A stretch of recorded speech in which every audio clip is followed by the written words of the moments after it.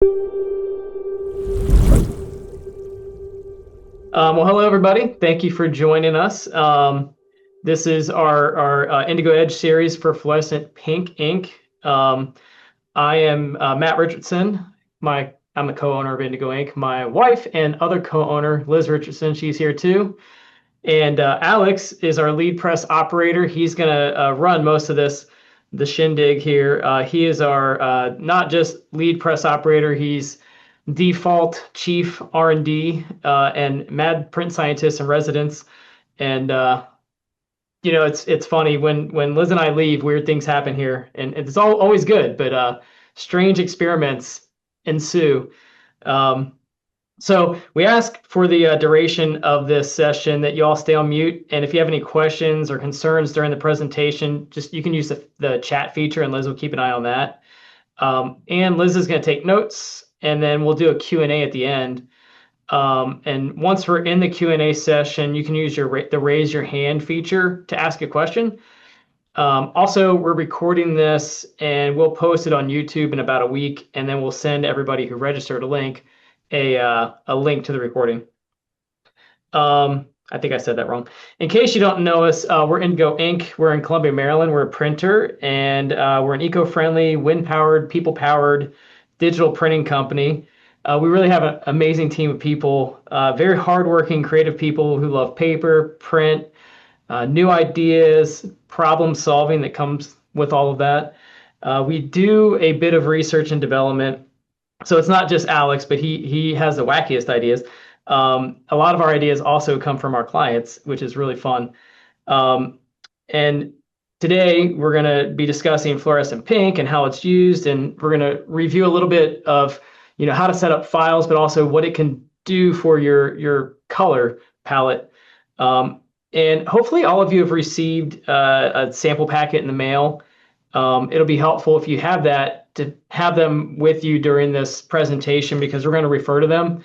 One in particular is something that we passed out in Vegas at Noted. It's this one with the lightning bolt, and on the inside there's a bunch of colors. Kind of looks like Kirsten's shirt. That's pretty cool. um, and that's it. I think Alex, you're going to take it from here, right? Sure can. All right. All right.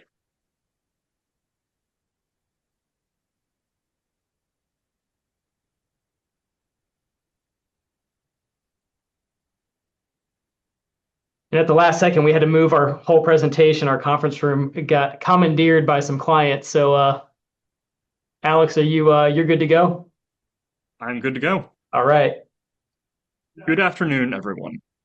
Today marks the 6th installation of IndigoEdge, and I think it might be the best one yet.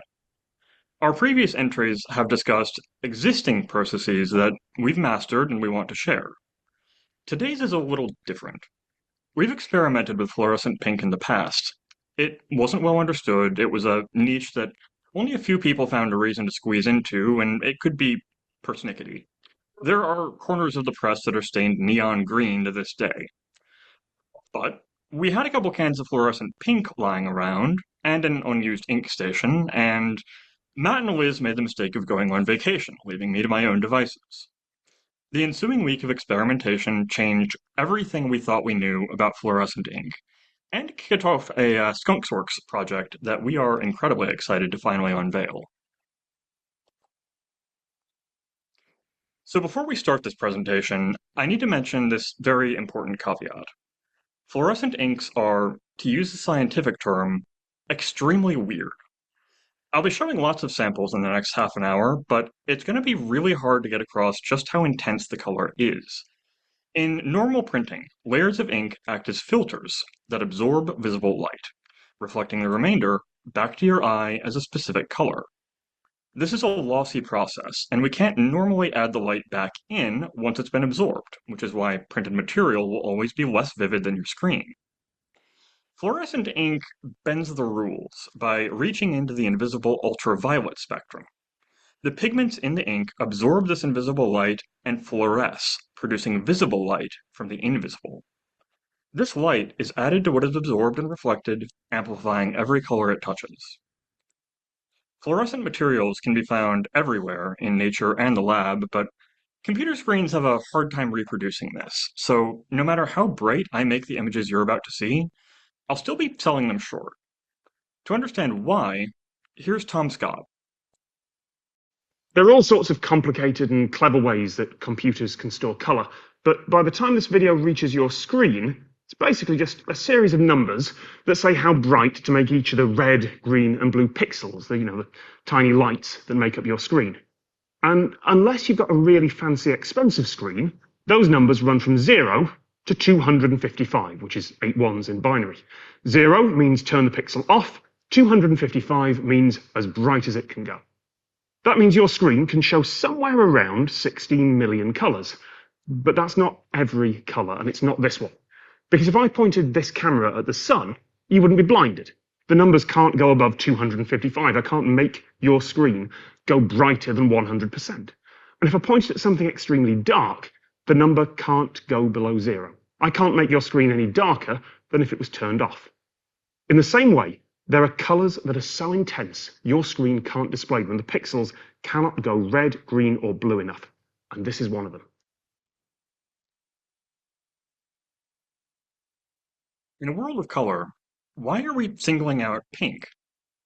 Well, because designers have been chasing this impossible color for centuries, and the story of that chase explains why fluorescent pink matters today. For centuries, vivid pink was literally precious, requiring rare cochineal insects or imported Brazil wood that rivaled gold in value. Medieval illuminators and Renaissance painters developed elaborate techniques to capture pink's luminosity, but they were always fighting the same fundamental problem. Every traditional technique was subtractive. Each layer of pigment absorbed more light, making true brilliance nearly impossible.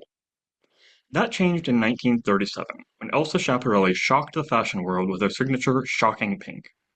While her contemporaries played it safe with muted mauves, Schiaparelli declared war on subtlety. She wanted a pink that would slap you in the face, and synthetic chemistry finally gave her the weapons to do it. Schiaparelli proved that when technology catches up to vision, culture follows. Today, fluorescent pink represents the ultimate victory in that centuries-long battle.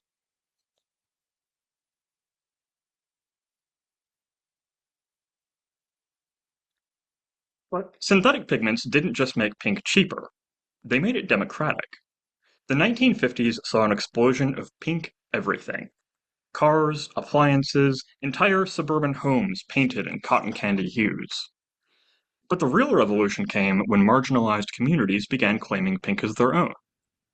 The punk movement weaponized hot pink as rebellion. The LGBTQ community transformed it into a symbol of pride and resistance. Breast cancer awareness made it synonymous with strength and survival. Corporate America took notice. These brands didn't accidentally choose pink. They made calculated bets that pink had evolved beyond its traditional associations. And the digital age should have been pink's moment of triumph. RGB screens can display impossibly saturated colors. Social media rewards visual boldness. We're living in a culture that has fully embraced pink's power, designing on screens that can display colors our grandparents never imagined. There's just one problem. When it comes time to put that vision on paper, traditional printing technology is still stuck in 1906. Four-color printing was revolutionary when it was invented over a century ago. But asking CMYK to reproduce the pinks we see on our screens is like asking a Model T to keep up with a Tesla. Bright pinks are notoriously difficult to produce on a four-color press. Pastels are easy. Lower the density of magenta, mix small degrees of yellow and black, and you can reach almost any neutral pink. Going bright requires raising the density of the ink, and since magenta is magenta, any bright pink you try to create will lean red or mauve, keeping those fuchsia tones tantalizingly out of reach. And other colors have the same problem. Orange, green, and violet are all annoying intermediary colors that traditional printing struggles to faithfully adapt. And this is exactly why many 7-color printing presses use these inks to extend their color gamut. Normal pink ink also exists, and it has been in use for many years as a channel extension. It sits alongside magenta with other light inks, producing better skin tones and lighter shades. It's frequently found in multi-channel printers designed to produce high-quality photography. Our own Epson wide format printer uses light magenta and light cyan for this reason. The difference is immediately obvious when you look at the two side by side. Processed pink looks dark and muddy next to a true pink. Fluorescent pink is the odd child out, because it can extend the color gamut of surrounding colors while still improving overall color reproduction. By treating fluorescent pink as part of the printing process, the fluorescent properties can benefit any color build that would usually contain magenta. At low opacities, this produces better and more subtle variations in tone. And at high opacities, this produces intense coloration and deep saturation. Oranges nearly glow, blues and purples become electric, and pinks and fuchsias pop off the printed page. There are many ways to use fluorescent pink, and I'm going to explain each in principle and in practice with a little help from Matt. First, a note on naming conventions. We support two fluorescent pink spot colors. The first is FL Pink, capitalized just like you see on the screen. This spot color can be set to any opacity and is primarily used as part of a combined color build. The second is FL Pink 2. This spot color should always be set to 100% density, and we will always hit it twice. Let's start with the simplest approach, treating fluorescent pink exactly like any traditional spot color. What you're seeing is the fundamental difference that makes this possible. Traditional fluorescent pink is intentionally translucent. It needs 2 hits at 100% saturation to reach its full potential. And that's why we created FL Pink 2. It needs, the name is critical. FL Pink 2, capitalized exactly as you see here. This tells our press to automatically double hit every element. You design at 100% and we print at 200%. But here's where it gets interesting. By layering our regular FL Pink at 100% with FL Pink 2, you can push to 300% total saturation. And this is about as intense as fluorescent pink gets before you start seeing diminishing returns. The beauty of this approach is its simplicity. You control exactly where the fluorescent pink goes, it works on any substrate we offer, and it plays nicely with every other special effect in our arsenal. Let's turn to Matt for a quick how-to, and then we'll explore what happens when you want to add punch to existing artwork. All right, so I'm going to attempt to share my screen here. Hopefully you guys can see my desktop here.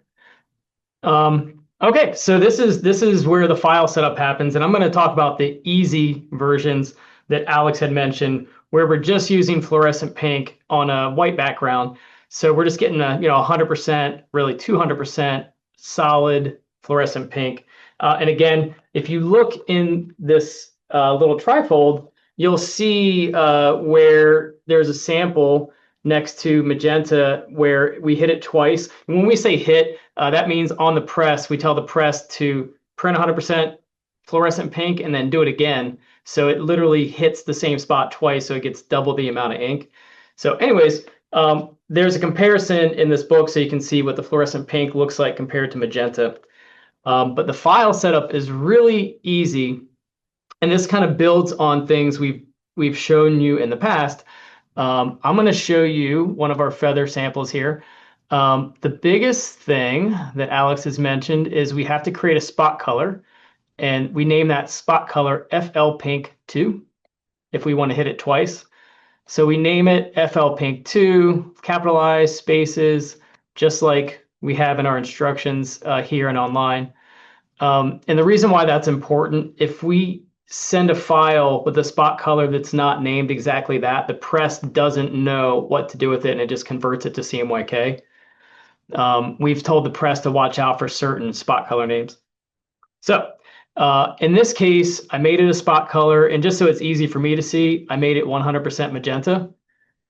And all we did was make this feather element 100% flow pink 2. And I have this set up in layers so you can see. If I turn off the fluorescent pink, you see the background, there's nothing underneath of it. And when I create the PDF file will have the spot colors in it, and the press will know exactly what to do. And Alex will tell the press to print fluorescent pink for that spot color. Super easy. Um, the next one, Alex, am I supposed to show the one on the blue background now? Is that okay? All right, Liz says yes. Good refresher. Thumbs up. Okay, so there is the other sample here with the cobalt blue background. This is really cool paper.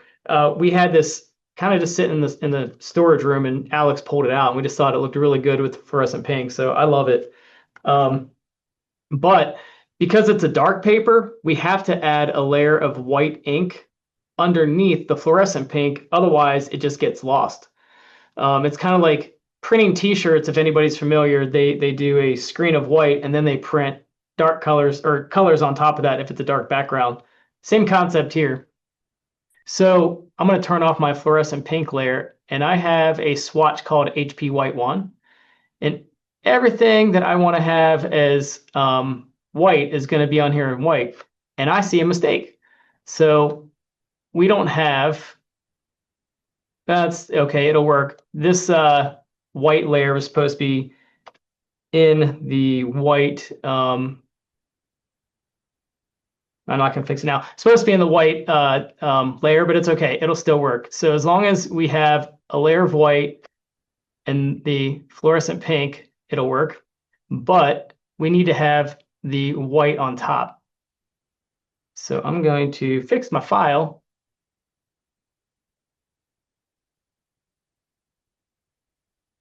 And we have designers on here that are probably cringing at my slow speed, but bear with me. Okay, now we want the white to be on top of this feather. And I should do it down here too, where it says fluorescent pink, white ink. I'm not going to do that. The biggest thing here is we want the white to be on top, and we want it to be set to overprint. And if you don't set it to overprint, it won't work. So white ink always goes on top of the fluorescent pink. So then when we print, what happens is on this paper, the press puts down a layer of white ink first, and then the fluorescent pink is printed on top of that. So hopefully that makes sense. White ink always goes on top, always gets set to overprint. And that is it for this part. Oh, sorry, go ahead, Liz. We have another video on our website that goes over white ink if anybody needs help with that part. So this combines the two. And then Matt, can you show everybody the sample this again to explain what the colors are? Alex is going to go into more detail, but just explain the contrast of that. So inside of this little trifold, if you notice there's 3 panels, but let's look at the center panel and we'll look at the left side. You'll see what the spot color looks like when we add in fluorescent pink, and then what it looks like without fluorescent pink. But there is a different color build for both. And what we tried to do is pick a color build with fluorescent pink plus some yellow or magenta or some cyan. And then we tried to pick a color build that was the closest we can possibly print on our press with CMYK.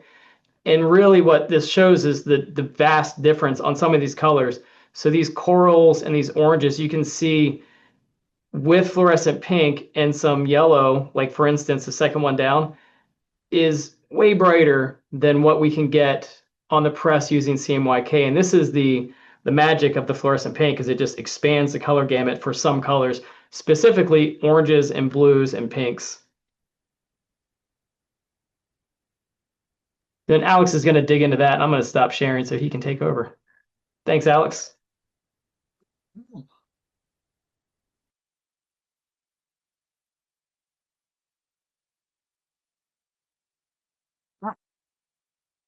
Now for my favorite lazy person's approach. And I mean that as the highest compliment. Path 2 is for when you have existing artwork that's already perfect, but you want to kick it up about 3 notches without doing any actual work. Watch this. We're opening a completely standard CMYK file. This could be from any design program, any era, any designer. We send this file to the press just like any other. No modifications, no spot colors, no special setup, just a regular CMYK job. Here's where the magic happens. See this drop-down menu on our press interface? It currently says Magenta. With a couple clicks, we change Magenta to FL Pink, and suddenly every pixel that would have received Magenta gets fluorescent pink instead. Same density, same placement, same gradients, just exponentially more vibrant. To ensure the best results, that separation is duplicated, so the most saturated magentas are replaced with full-strength fluorescent pink. This is what we call the magenta makeover, and it is beautifully unpredictable. A design heavy in purples and pinks will transform dramatically. One that's primarily blue and yellow might see subtle but crucial improvements. We both get to discover what your artwork becomes when it's secretly enhanced. These partner appreciation cards are perfect examples. These were existing designs with traditional CMYK builds. Professional, polished, but ultimately predictable. The Magenta makeover didn't change a single design element, but it transformed them from nice to I need to touch this to believe it's real. We'll take a closer look at them in a few minutes. The beauty here is the risk-reward ratio. Zero additional work, zero file changes, but the potential for dramatic improvement. It's like getting an effortless upgrade that you didn't know was possible. Magenta Makeover is perfect when you want maximum impact with minimum effort. But what if you want to be more intentional about your fluorescent strategy? What if you want to design specifically for these enhanced possibilities? Well, that's where our third path opens up entirely new creative territory. Path 3 is where we stop playing it safe and start designing with intention. This is for when you want fluorescent pink to be part of your creative strategy from the ground up. Here, we're utilizing both of our fluorescent ink spot colors. FL Pink, our variable opacity workhorse for strategic color building, and FL Pink 2, our guaranteed double hit powerhouse for maximum impact elements. This dual color approach gives you unprecedented control. FL Pink 2 handles your showstopper elements and provides high saturation foundations. FL Pink handles your subtle color building and gradient. You can use them independently, mix, match, or stack them for effects that push beyond traditional limits. The strategy becomes FL Pink 2 where you want guaranteed drama, and FL Pink where you want controlled enhancement. Every layer stays separate, so these interactions compound rather than muddy. Process Plus gives you complete creative control, but it does require strategic thinking about every layer, and it is the most technically complex option. Matt, do you want to look at the swatch file at all to dig into that? Sure, yeah. I'm going to share my screen when you're unsharing. All yours. All right. One thing to point out, I know Alex mentioned it, the screen really just, it doesn't show the actual color. But I think you have enough samples in front of you that you can kind of tell the difference. It just the screen doesn't make it pop like it normally would. But I do have an example here where I wanted to make like a really bright orange.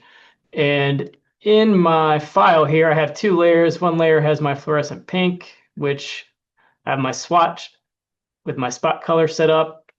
FL Pink 2 as a spot color. And then I'm going to turn that off so I can show you what's underneath of it. And in this case, it's just 100% yellow. And this inside of our little handy dandy guide here in the center panel on the left, second from the top, that really bright orange. This is literally 100% yellow and 100% fluorescent pink, but it just pops that orange so much. So all we do is set your base CMYK element to whatever color you want, in this case, 100% yellow. And then on top of it, we're doing FL Pink 2 at 100%. And as always, we're going to make sure overprint fill is checked. And of course, if you have, strokes, make sure you overprint the stroke too.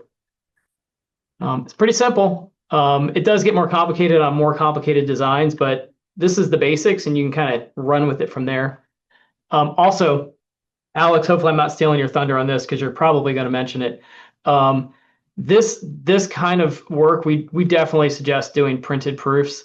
It's really hard to see exactly, what you're going for without it actually being printed on paper. And when we were designing our swatch book here, we did a lot of back and forth testing. So just something to throw out there. Definitely consider an actual printed proof. All right, Alex, back to you.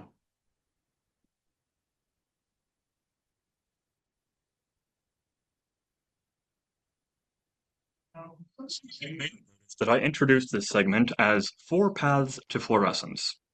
We only showed three options. That's because our fourth and final path is something truly special. What if you want those super saturated results without becoming an expert in fluorescent orchestration? What if you have a portfolio of work that isn't well suited to dramatic overhauls like the Magenta makeover? Path 4 is Indiglo proper, and this is where 6 months of obsessive color science meets the real world. This is the one that's kept me up at night. Not because it's complicated for you to use, but because of what we had to build to make it simple. Here's what you see. I'm opening a completely standard file. Could be CMYK or RGB from Photoshop, Illustrator, Canva, Procreate, even an old PDF from 2015. I'm not adding spot colors, I'm not changing color modes, I'm not doing anything except sending it to the press and clicking print. But watch what happens behind the scenes. Our press is running this file through a completely custom color profile. Thousands of individually measured color patches that map every possible color that every possible combination of CMYK and fluorescent pink can produce. We're not just printing your file, we're translating it into a 6-color language that didn't exist just a few months ago. This is computational color enhancement. Think of it like Color Up on steroids. The press analyzes every pixel and asks, how can I make this more accurate to the designer's intent? A sunset that looked washed out in traditional CMYK suddenly has those oranges that seem to generate their own light. Skin tones get smoother gradients, blues become electric. The magic is in what you don't have to do. No spot color setup, no layer planning, no expertise in fluorescent behavior. Send us literally any RGB or CMYK file. We've reverse engineered the color science so you don't have to learn it. But here's what's crucial to understand. This is not just making everything brighter. The algorithm is smart enough to know that a moody, dark photograph doesn't want fluorescent enhancement. So the ink is used to touch up the deepest shadows and most saturated blues and violets. But a vibrant illustration, brand identity with saturated colors, those get the full treatment. The result is better dynamic range across the board. Brighter brights, darker blacks, more subtle pastels, and those almost incandescent oranges, pinks, and blues that make people stop mid-conversation to ask, how did you do that? This new color profile is what you're seeing at work on Juno and New Star, our two new art samples. And this is what I mean when I say your screen can't capture these colors. Try taking Juno or New Star outside into the sun. The more ultraviolet light you give this ink, the more color it gives you back. The best part is, because we have complete control over this process from start to finish, we can continue to refine and experiment. We even have a version of this profile we're calling Indiglo, which adds 3 additional separations to really push the color saturation in some crazy directions.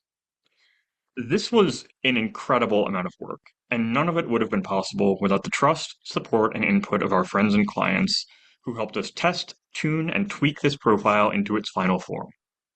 The results are more than worth it. Once you see a traditional 4-color print next to its Indiglo counterpart, there really is no going back. So we have 4 paths, from simple to sophisticated, from hands-on control to automated perfection. Now, let's see them in action with real projects that showcase what each approach can accomplish. We'll start with this illustration of Lucifer from the hit series Has Been Hotel, coming to us from Damian Murphy of Identity Pollution. The print was already gorgeous. Complex illustration, beautiful color work, professional execution, all of it layered onto a sheet of holographic board stock for that crowd-pleasing flash of rainbow color. But Damien wanted it to pop harder, to match the energy of the character and the show's aesthetic.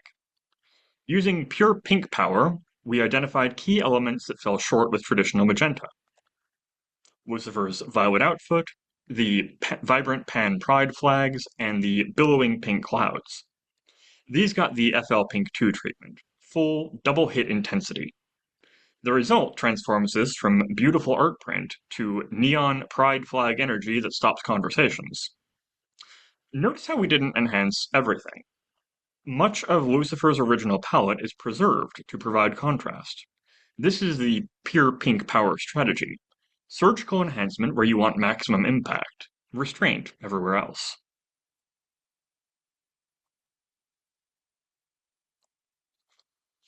Next, let's circle back to those cards from Partner Appreciation we saw earlier. Partner Appreciation has a collection of greeting cards with soft, professional aesthetics. It's beautiful work, but we knew we could make them jump off the shelf. The Magenta makeover was perfect. 0 file changes, maximum transformation. The results were revelatory. Those previous pastel designs picked up an almost risograph color palette. Fluorescent oranges that seem to glow, neon pinks that demand attention. It's like discovering that your conservative office wear has a secret punk rock alter ego. This is Magenta Makeover at its best, taking existing professional work and giving it an energy injection that maintains brand recognition while completely changing the emotional impact.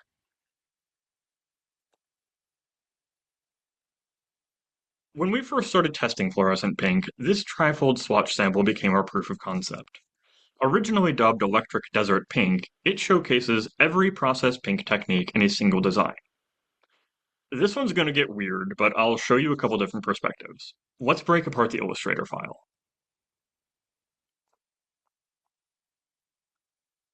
The Lightning Bolt uses FL Pink 2 as a foundation, maximum intensity for the main focal point. The Desert Landscape uses FL Pink and FL Pink 2 at varying opacities to enhance the sunset gradients. You can mix, match, include, and exclude fluorescent pink across the file to target specific colors. And since it works like a process color, you can even use it in gradients. This piece taught us that fluorescent pink isn't just about making things brighter. It's about creating colors that don't exist in traditional printing. These Vegas in July swatches became our reference library for what's possible when you design with fluorescent intentionality. It's a small sampling of what's possible. If you're looking for something specific, let us know. Hardly a day goes by that we aren't running swatch tests. Finally, Lady of Lament by Olivia Hintz represents everything Indiglo was designed to handle. Complex gradients, magical lighting effects, and colors that push the boundaries of traditional reproduction. The original was beautiful, but the aurora in the sky becomes otherworldly when processed through our custom profile. Those magical swirls take on radioactive blues, glowing violets, and fiery reds that seem to generate their own light source. This is automatic enhancement at its most sophisticated. No spot colors, no manual layering, no expertise required from Olivia. She designed in her preferred color space, we applied computational color science, and the result exceeds what either of us could have planned manually. The aurora doesn't just look magical, it looks like actual magic made visible on paper. So we have 4 approaches with 4 dramatically different results, but one common thread. Fluorescent pink doesn't just change colors, it changes how people react to your work. Now, let's talk about how to avoid the mistakes that nearly drove me insane during development.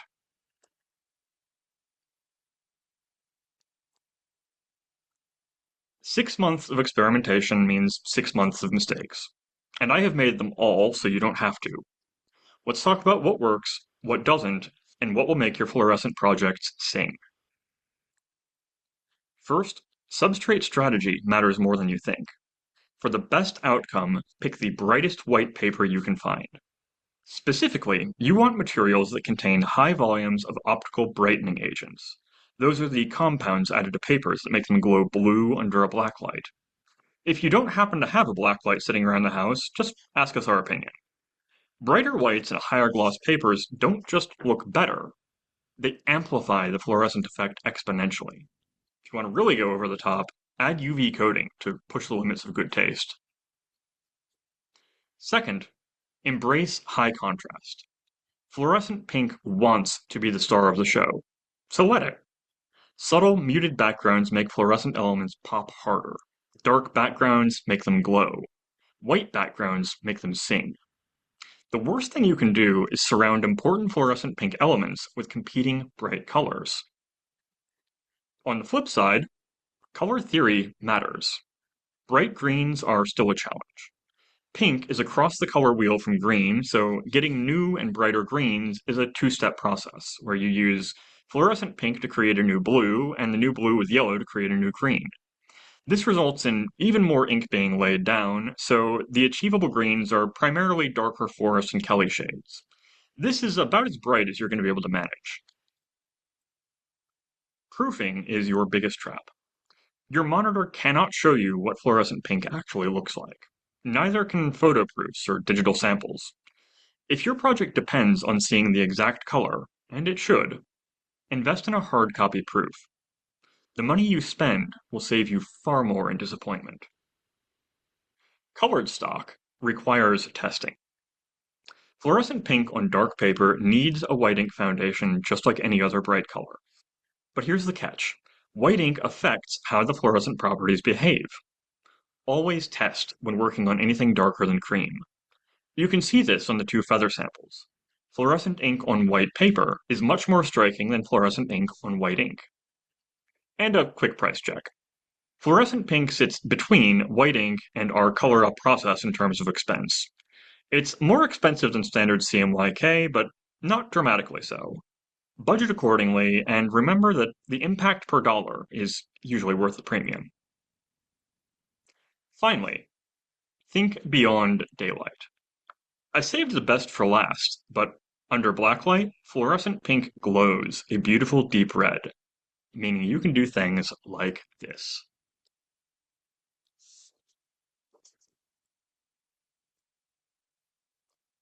The really beautiful thing about fluorescent pink is how well it plays with others. Layer foil over and around it. The fluorescent glow dovetails nicely with the metallic reflection.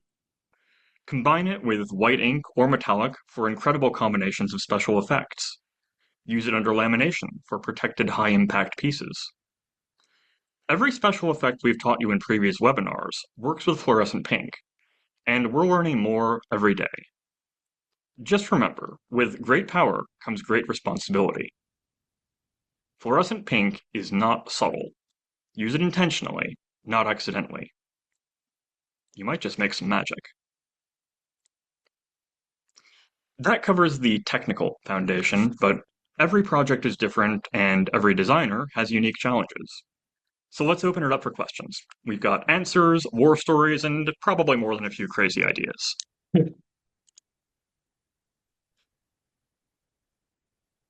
Thank you, Alex. Good job. Appreciate that. Lots of cool art there.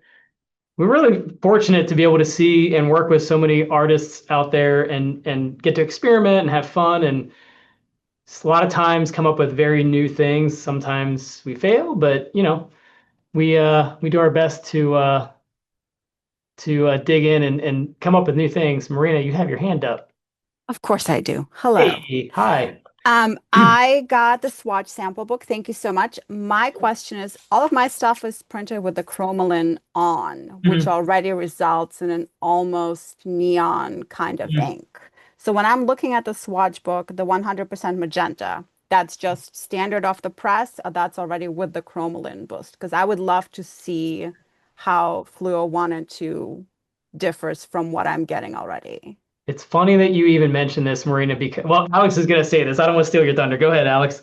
So I was literally testing with your cards this morning. We've got samples. You're going to get a kick out of them. Oh, excellent. Thank you. Yeah, but we can, do more and we can talk about it offline and do more than what we did here on this one sample. But Alex did show me this morning and it blew me away. It looks so good. I would say about 90% of what we've tested has been a direct improvement. Your worst case scenario is you're going to get a subtle enhancement, and your best case scenario is it's going to be a complete game changer. Yeah, definitely. Awesome. I'm looking forward to seeing those. Yeah, very cool.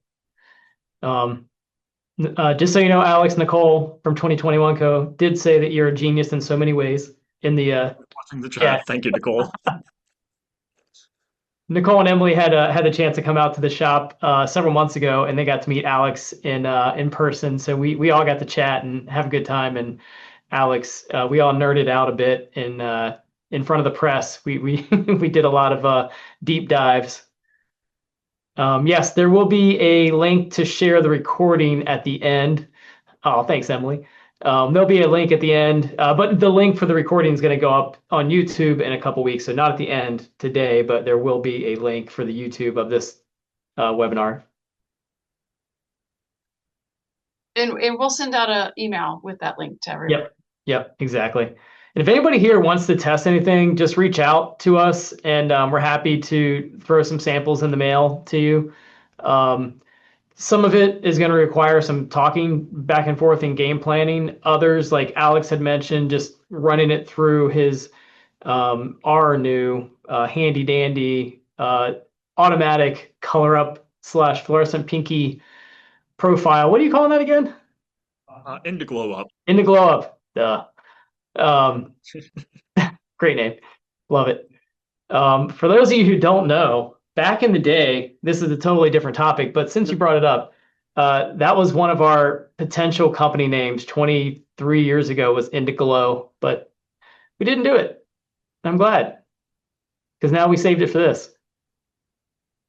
Does anybody else have any questions? Indigo up for my life. Oh. That's awesome. Me too. Yes. Jason's got a good question. Have we run into any issues with the added hits of color interacting with hot stamped foil? Have we done that, Alex? I don't know if we have. I have not tried that, but it's a very good question. I would Yeah. not anticipate it because we've run color up cards with hot stamp foil before, and that is 3 additional layers of ink. This Yeah. isn't really meaningfully different than that. Yeah. Okay. That is one nice thing about the fluorescent pink. It's not as messy as the metallic, and the metallic's awesome. We love it. But if you ever visit us and look in our press, you'll see that the messiest mess always comes from metallic, just kind of splashing and spilling over. But the pink is a lot easier, I think, right? Considerably. Yeah. Good. Anybody else? Yeah, well, while we're just pausing just to see if anyone has any more questions, stay tuned. We will send out a notice for our next IndigoEdge webinar, which we don't have scheduled yet, but we will keep you posted. And in the meantime, if anybody has any suggestions on a topic that you would like us to do, please let us know because we're always open to suggestions because there's a lot of fun stuff we like to talk about, but we don't always know what's going to be helpful for everyone else. So it's always good to know what other people would like to learn. Yeah, we've also kicked around the idea of just a basic town hall type, just ask questions, more like a Q&A session. If people have amazing ideas, we can just kind of unrehearsed answer them. That's one idea. And it looks like we got a lot of votes for die cutting. Digital Die cutting. Okay, yeah, we can dig into that. Yeah, we that is something we're doing a good bit of, die cutting, and we have a few people here who are really good at fixing files that aren't set up correctly. So that's a good reason to do a webinar on it. And the cool thing is that we do digital die cutting, but we also do traditional die cutting here too. Put a plug in for that.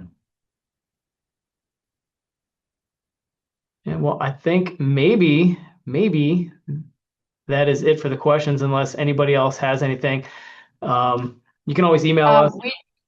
And we do have a webinar on our YouTube page. I think it's probably about a year and a half ago where we did do die cutting. And I think we touched on digital die cutting, but I'll circle back and look at it because maybe there's some areas where we can expand on it. Good point. But check out our YouTube page for other resources that we have and other. Yeah. Very good. Well, I hope everybody's doing okay out there, and I hope you guys are all looking forward to the nice fall weather. I know I am. It is getting nice out there, and we'll see you all next time. Thank you again for joining. Appreciate y'all.